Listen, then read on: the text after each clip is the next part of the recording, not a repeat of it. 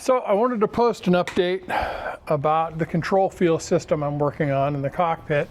What you can see right now is the temporary installation of the pitch axis servo with all the parts that I built or printed. This here is of course the servo or closed loop stepper. And then I've got a large pulley here that the black belt is the drive belt to the servo. And then the white belt is what is actually connected to the flight controls.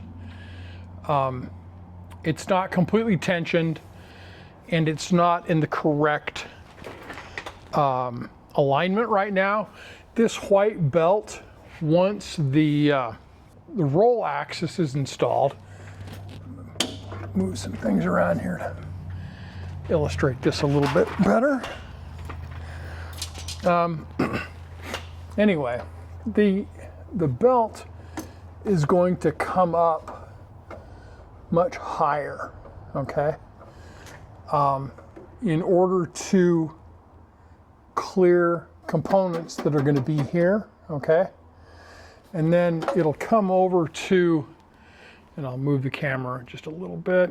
It'll come over to this area here where there will be kind of a turnaround. Okay, so the belt comes in and then it's going to loop around a toothed bearing and go back to the other connection point,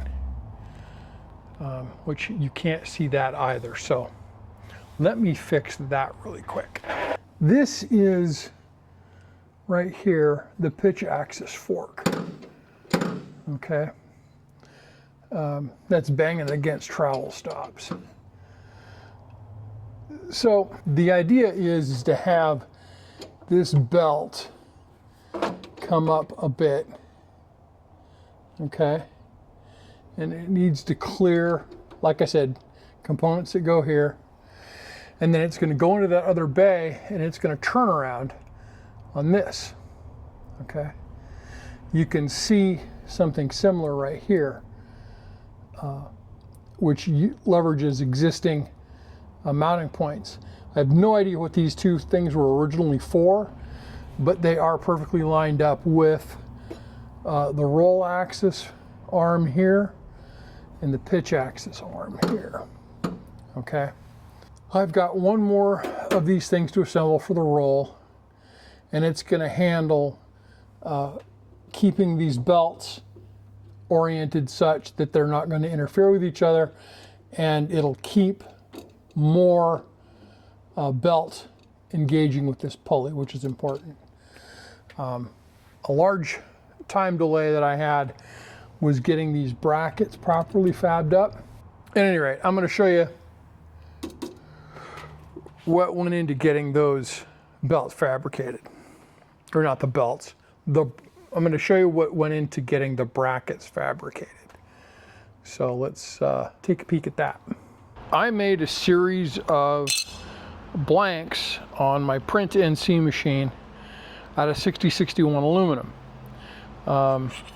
This one here is ready to bend. I use blue die chem and scribed a line so I can correctly line it up in my bending brake. My problem is that 6061 is too hard, and if you don't have a thing called a radius die in your bending brake, you end up with this. I don't know how well you can see that, but it actually broke when I bent it. You can see here how it just kind of cracked and fell apart. I've got a bad bend where it didn't break, but you can see the stress fractures on the outside of that bend. And because of that, I needed to remake these in a different material.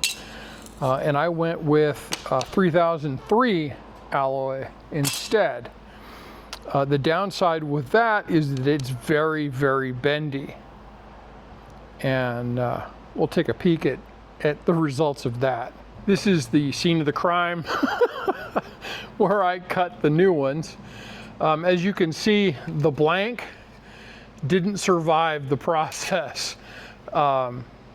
This is the downside of an unhard alloy like 3003.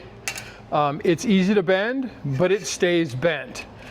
So I'm really not going to be able to use any more of this material because it's been out of shape. And I mean, yeah, I could probably hammer it flat and drill holes in it and do something with it to hold it, but it's just not practical right now. This piece here is the scrap from the 6061 brackets that I made. And you can see it's all nice and flat because it didn't come apart when I bent it up.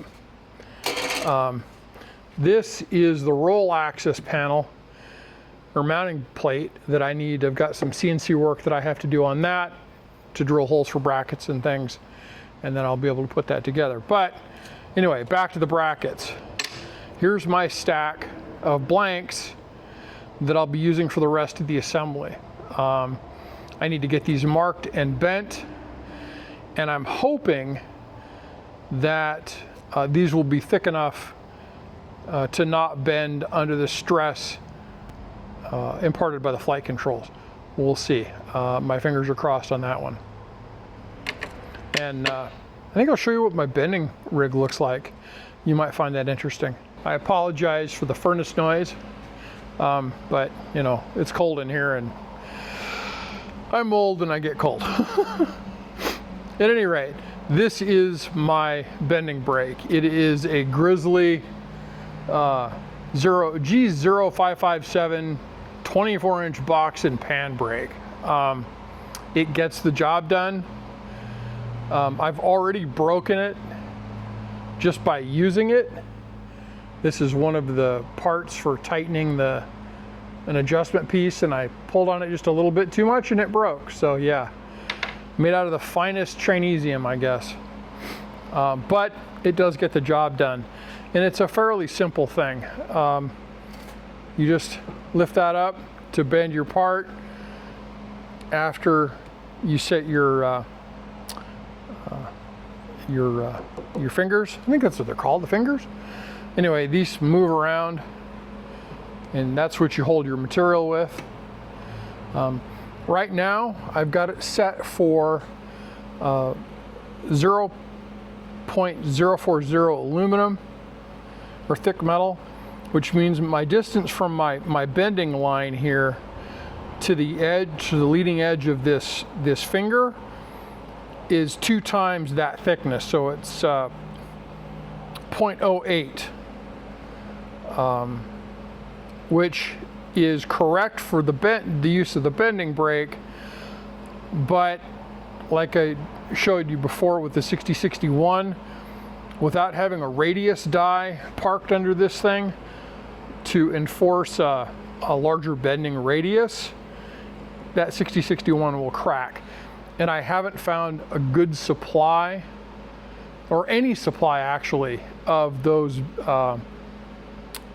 radius dies. And I may try 3D printing one just to see what I can get out of it. And if I can find a description of a radius die, I will tack it into the video here so you guys can see what I'm talking about. Another thing I wanted to mention is this belt guide here. I got to looking at it and thinking about it, and with this finally in place, I decided that that's probably not the best design choice for that task. So what I did is I came up with a replacement that's just a tiny little bit wider, but it's got sides to it, and we'll take a look at that. This is what I'm talking about. This is the original design, and then this has got sides to it to help keep the belt where it belongs, and it won't allow it to slide off. These are printed in PLA, I think. Yeah, I think I used PLA for it. 70% infill with 5 walls, and I think 5 top and 3 bottom layers. I don't recall. These things are pretty heavy, and I printed a bunch of them. and it uses a R4ZZ bearing, I think. It's basically a 8mm outside diameter, I think, and a 0.35mm inner. It's 1/4 inch. So that should get the job done. And I think that is it on flight control update. Updates on the injection seat. I am still working on, whoops, get this out of the way. I'm still working on getting time to rebuild this inertia reel in order to either air power it through this fitting here or just get it to the point where it will release and retract properly using this mechanism here, okay? I've got some more information on it since the last update, and I'm gonna see if I can't get it rebuilt, but I'm kind of spooked to dig into it, so I've been putting it off. I did get some new old stock. This is actually the correct harness release arm or lever for the seat. And I was astonished that I found this. And I wouldn't have had it not been for a good friend of mine that spotted it on eBay for me. And for those not aware, it bolts in right here. And when you move the lever, it pulls a cable that attaches to this that will release the tension on those.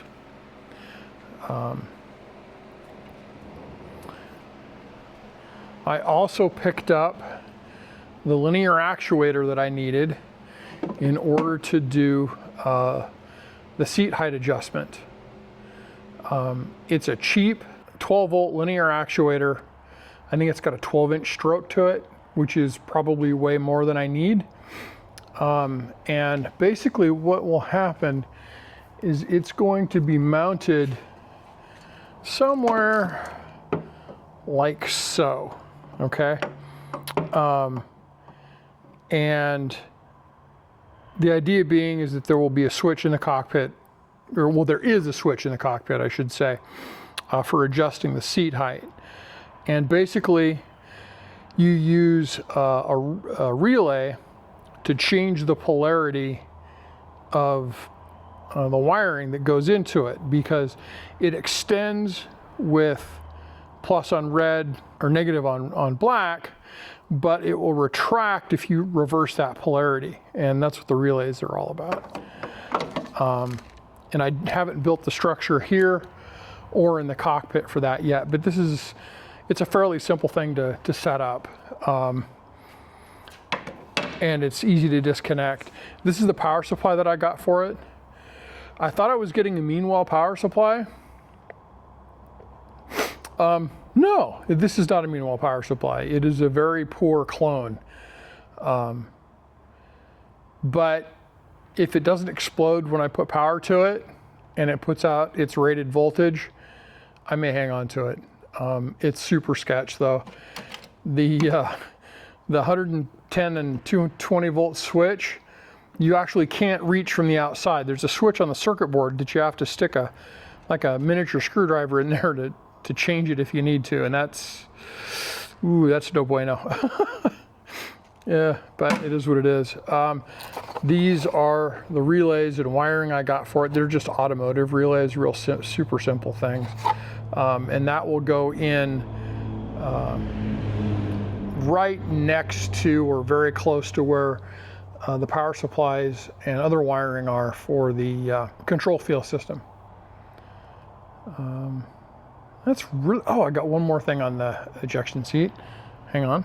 I went ahead and picked up a base shaker. I thought this will be kind of a fun thing. It'll give a little bit of additional fidelity to the whole simulation experience. And this will be bolted to the bottom of the ejection seat. It'll go under the seat pan down here. and I think it'll work out pretty well. I can't mount it to the underside of the seat pan here for two reasons. One, the seat pan is sculpted, it's not flat, so there's no real place to mount this thing. And I didn't want to drill any holes in that seat pan. So that's pretty much it for this update. If you have any questions, you think I missed something, you want me to cover something else, leave me a note in the comments. And thanks, folks.